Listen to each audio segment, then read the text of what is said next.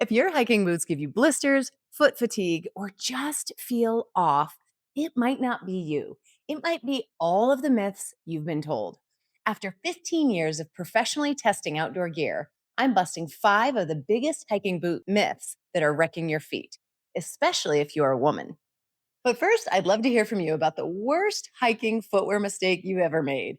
I once wore brand new boots with custom insoles on a 4-day backpacking trip without first checking to make sure that the insoles actually fit inside the boot. And yeah, I still have the scars to prove it. From bad advice about ankle support to that just break them in lie, we're clearing it all up now. Let's go. Myth number 1: women need hiking boots designed just for women. Oh, this one's tricky, so let me explain. This one sounds empowering, but often isn't.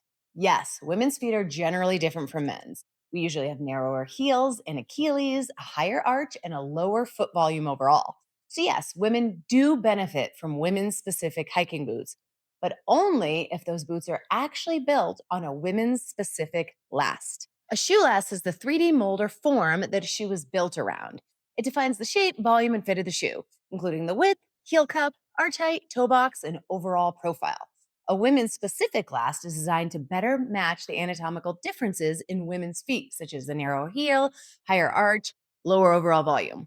If a shoe isn't built on a true female last, it's often just a downsized men's model, which can lead to poor fit, blisters, or instability on the trail. And a lot of so called women's boots are just the men's versions, shrunk down and recolored with something in a pretty color. Yes, shrinking and picket is still alive and well, and it leads to poor fit, heel slip, and maybe blisters. Look for boots that are actually designed on a woman's last.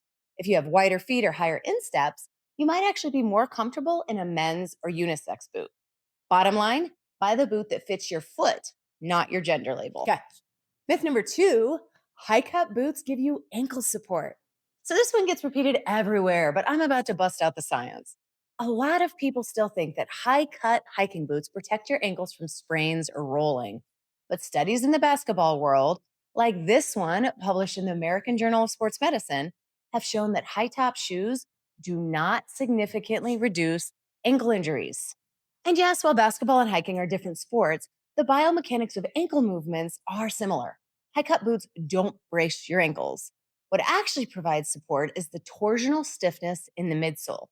Trail runners have soft, flexible midsoles, so they offer the least support. Low cut hiking shoes often have more structure and can match that of high cut boots without the high ankle collar. So if you want ankle protection from trail debris or snakes or something, sure, yes, high cut boots help. But if you're buying them just for ankle support, you're better off focusing on the midsole. Myth number 3: you can tell it's time to replace your hiking boots by looking at the tread. No. Your tread or lugs on the bottom of your shoe might look totally fine, but your boots could still be wrecking your feet. And here's why. A lot of brands now offer resoling services and market them as good for your wallet and the planet. And that is great. But what they don't tell you is that your midsole usually fails long before your tread. The midsole is the layer between the shoe's outsole, the part that touches the ground, and the insole, the part that touches the bottom of your feet. It's responsible for cushioning, shock absorption, and overall support during movement. But over time, midsoles can break down, losing their bounce, losing their pep and structure. And even if the tread still looks good, they can be degrading. And when the midsole dies, every step sends more stress straight into your joints. So don't just look at the lugs and the rubber on the bottom. Squeeze the midsole. If it's stiff, flat, or lifeless, it's time to get a new pair. Whew, myth number 4: you have to break in your hiking footwear. No, still no. In case you can't tell, this one drives me kind of nuts. People still think hiking boots have to be broken in over weeks of painful wear. And that idea comes from the days of full grain leather boots that were thick, rigid, and stiff as cardboard.